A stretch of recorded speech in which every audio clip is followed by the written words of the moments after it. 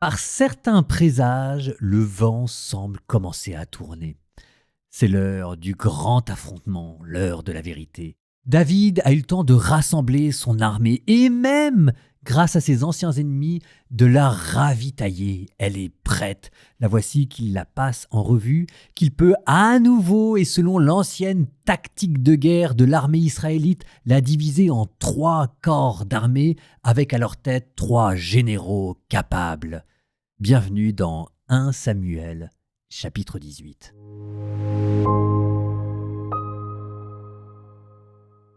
David passa en revue ses troupes et mit à leur tête des officiers de milliers et des officiers de centaines.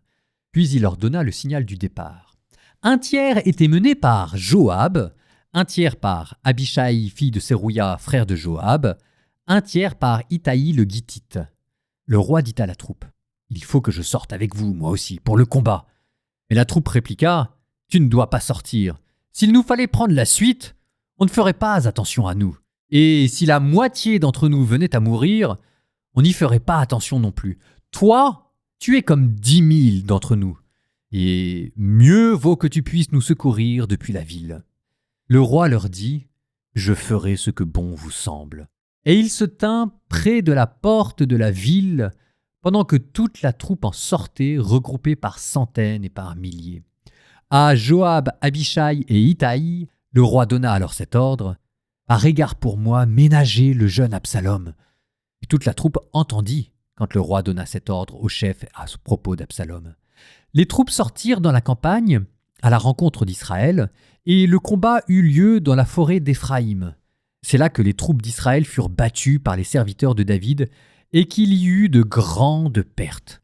20 000 hommes ce jour-là. Le combat s'éparpilla ensuite dans tout le pays et la forêt dévora encore plus d'hommes parmi le peuple que l'épée n'en avait dévoré ce jour-là. Absalom se retrouva par hasard en face des serviteurs de David. Il montait un mulet et le mulet s'engagea sous la ramure d'un grand térébinthe. La tête d'Absalom se prit dans les branches et il resta entre ciel et terre, tandis que le mulet qui était sous lui continuait d'avancer. Quelqu'un l'aperçut et avertit Joab : « Je viens de voir Absalom suspendu dans un térébinthe. » Joab dit à l'homme qui l'avait averti : « Tu l'as vu ? Pourquoi donc ne l'as-tu pas frappé et abattu sur place ? J'aurais dû alors te donner 10 pièces d'argent et une ceinture. » L'homme répondit à Joab : « Même si je soupesais maintenant dans la paume de mes mains 1000 pièces d'argent, je ne porterai pas la main sur le fils du roi, car nous avons entendu de nos oreilles l'ordre que le roi vous a donné, à toi, à Abishai et à Itaï. Par égard pour moi, veillez sur le jeune Absalom. Et si j'avais commis cette trahison au péril de ma vie, comme rien n'échappe au roi, tu te serais toi-même tenu à l'écart. » Joab lui dit : « Je ne vais pas perdre mon temps avec toi. » Il se saisit de 3 épieux qu'il planta dans le cœur d'Absalom, encore vivant au milieu du térébinthe. Alors 10 jeunes écuyers au service de Joab entourèrent Absalom pour le frapper à mort. Joab sonna du cor. La troupe, faisant demi-tour, cessa de poursuivre Israël, car Joab l'en empêcha. On prit Absalom, on le jeta dans la grande fosse en pleine forêt, et l'on érigea par-dessus un monceau de pierres très imposant. Tout Israël s'était enfui, chacun à ses tentes. De son vivant, Absalom avait entrepris de se faire ériger une stèle qui se trouve dans la vallée du roi. Il se disait : « Je n'ai pas de fils pour faire mémoire de mon nom », et il donna son nom à la stèle. Aujourd'hui encore, on l'appelle monument d'Absalom. Ahimaas, fils de Sadoc, dit à Joab : « Permets que je coure porter au roi la bonne nouvelle. Le Seigneur lui a rendu justice en l'arrachant aux mains de ses ennemis. » Mais Joab lui répondit : « Non, aujourd'hui, tu ne serais pas un porteur de bonnes nouvelles. Tu le seras un autre jour. Aujourd'hui, tu ne peux pas porter une bonne nouvelle, car c'est le fils du roi qui est mort. » Et Joab dit à l'Éthiopien : « Va rapporter au roi ce que tu as vu. » L'Éthiopien se prosterna devant Joab, puis il partit en courant. Mais Ahimaas, fils de Sadoc, insista et dit à Joab : « Quoi qu'il arrive, permets que je coure aussi derrière l'Éthiopien. » Joab lui dit : « Pourquoi veux-tu courir, toi aussi, mon fils, alors qu'il n'y a pas de bonne nouvelle qui te vaudrait une récompense ?» Ahimaas répondit : « Quoi qu'il arrive, je veux courir. » Et Joab lui dit « Cours !» Ahimaas prit en courant le chemin de la région du Jourdain. Il dépassa l'Éthiopien. David était assis à l'intérieur de la double porte de la ville. Un guetteur allait et venait sur la terrasse de la porte au-dessus du rempart. Comme il regardait au loin, il aperçut un homme, seul, qui courait.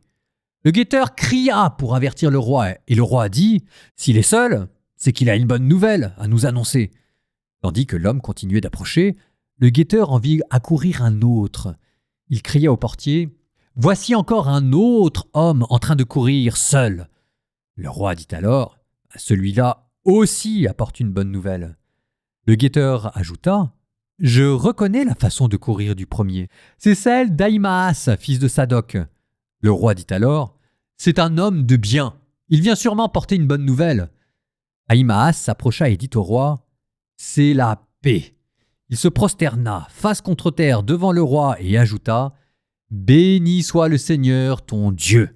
Il a livré les hommes qui s'en étaient pris à mon seigneur le roi. » Le roi demanda « Le jeune Absalom est-il en bonne santé ?» Ahimaas répondit « J'ai bien remarqué une grande agitation au moment où Joab a envoyé l'Éthiopien, serviteur du roi et ton serviteur, mais je ne sais pas ce qu'il y avait. » Le roi lui dit « Écarte-toi et tiens-toi là. » Il s'écarta et attendit. Alors arriva l'Éthiopien, qui déclara « Bonne nouvelle pour mon seigneur le roi. Le Seigneur t'a rendu justice aujourd'hui en t'arrachant aux mains de tous ceux qui se dressaient contre toi. » Le roi demanda « Le jeune Absalom est-il en bonne santé ?» Et l'Éthiopien répondit « Qu'ils aient le sort de ce jeune homme, les ennemis de mon seigneur le roi, et tous ceux qui se sont dressés contre toi pour le mal. »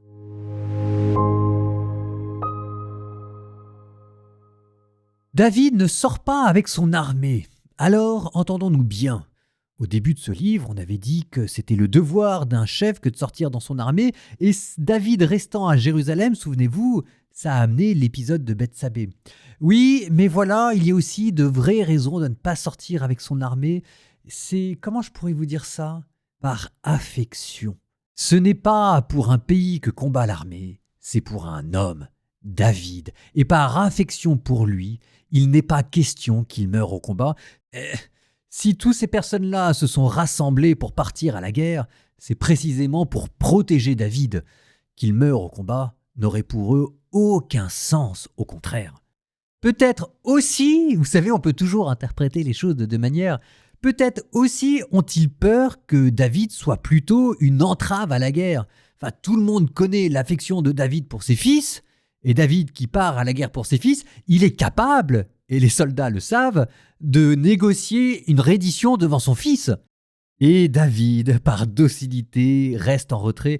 Regardez ce qu'il dit. « Faites ce que bon vous semble. » Parvenu à ce niveau-là de sainteté, maintenant David bénit, et sa seule bénédiction vaut comme arme de guerre. En attendant, pour Absalom, c'est la fin.